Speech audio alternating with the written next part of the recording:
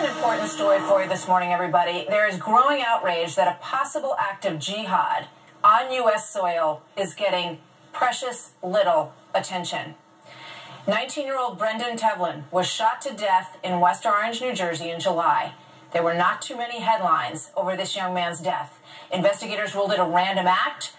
People thought maybe some drugs were involved, which they absolutely were not. People thought it was a robbery as the first motive, which it absolutely was not. Authorities then charged this man, Ali Mohammed Brown, with the murder. And after his arrest, he said some very interesting things to the detectives. He said that his motive for this attack was revenge for U.S. military action in the Middle East. That was his motive. He made it clear himself. This led to a New York radio host sounding off, saying that the evidence shows that domestic terror, in his opinion, is already here. Listen. If there was ever a reason to riot in the streets in the name of humanity, it would be for this case. But has that happened? No. And I'm not suggesting that it should. What did the friends and family of Brendan Tevlin do? They had a candlelight vigil.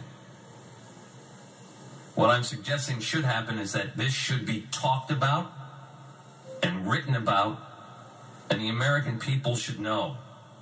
Why is Eric Holder not visiting the Tevlin family? Why is the president not going to mention Brendan Tevlin tonight? It was a young boy who was killed for being an American. Todd joins me now on the phone. Todd Pettengill, host of The Todd Show on PLJ Radio. Todd, thank you very much. And obviously, your statement's getting a huge amount of attention and has brought even more attention to this story that we have covered here as well on America's Newsroom. Good morning to you.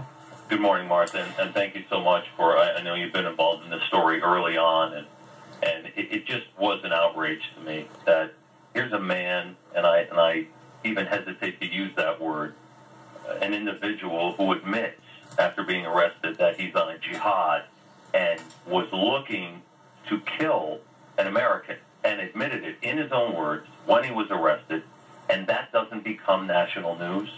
I mean, I do a comedy morning music radio show.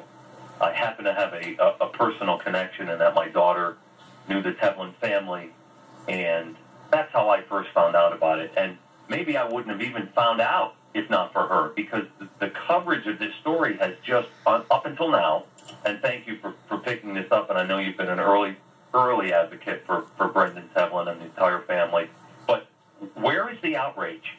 Where is the outrage for a young man, 19 years old, who was killed because he was an American? That's it. Yeah. There's no two sides to this story.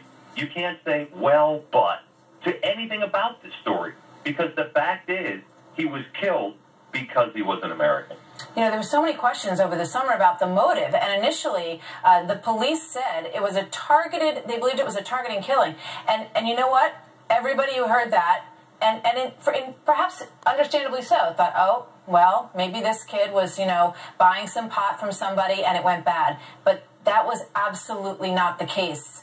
There was absolutely no drugs involved in this. There was nothing in the car. It was not about that, which the police subsequently made very clear. But now we know that it was targeted, and he was targeted precisely because of what you just said, because he was a white man alone in his car. This person, Ali Mohammed Brown, is also a suspect in 3 other targeted killings. So, I mean, when you look at the facts of this case, it looks more like an act of serial terrorism that has spanned the country at this point, does it not? And people should know, why is there such a hesitancy to talk about things when the man admitted himself? You brought up such an important point. The family, and I only went on the radio with the permission of Brendan's mom. I called her the night before and I asked, would it be okay to discuss this? Because I'm outraged. And the word targeted was really, I think, an important point for them. Even people that knew the Tevlin family, even people that knew this was the kind of kid you want your kid to grow up and be, had a moment where they said, boy, I wonder if he was involved in something. And nothing, as you pointed out, could be further from the truth. This kid was murdered because he was an American, and that's where the story should begin. That's where the discussion should take place, because domestic terrorism is here. It happened. It happened in New Jersey. And a family not only has to try to go on for their 3 other kids and somehow try to put their lives back together, but they also have to worry that people might believe, because the word targeted was used, that he was involved in something that he shouldn't have been, and nothing could be further from the truth. And we don't know yet. And you know, this should also be taken in the context of the summer of Michael Brown and the protests that we saw in the street, and nothing. His family suffered as well, Michael Brown's. They lost their son as well. But the Tevlins did too. And there should not be any less attention than was brought to this story, as you point out. But, you know, when you look at the facts in terms of, you know, some people might say, well, you know, he was outraged. He's outraged about the military action, United States military action in Iran and Iraq, and that's what motivated this guy, but there's no sign that he's connected to any terrorism.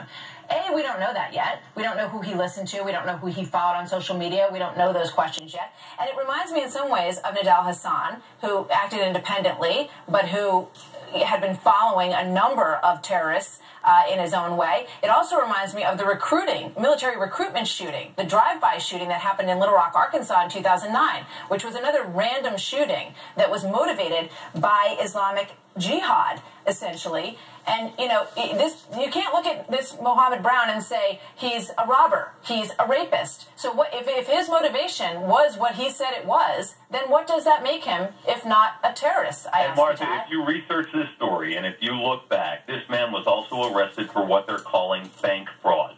Now, if you look at the story, it says he was, quote unquote, raising money and filtering it to terrorist events, to terrorist organizations. That, to me, tells me a lot about this individual. And it simply said, clearly an act of domestic terrorism. This guy went on a killing spree.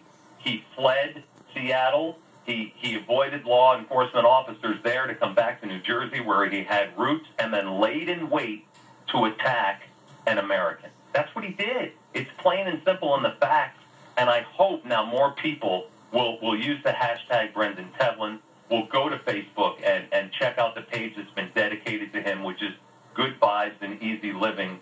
And I just let this be the face that brings this topic to light. Let this young man, 19 years old, who was living a good and decent life and played bagpipes at funerals for other people who had lost their lives, let this be the face that America sees and knows that domestic terrorism is already here.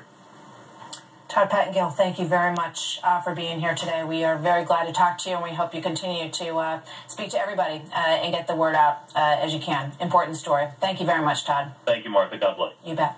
Brendan Tevlin, an incredibly important story for us to expose. John Scott.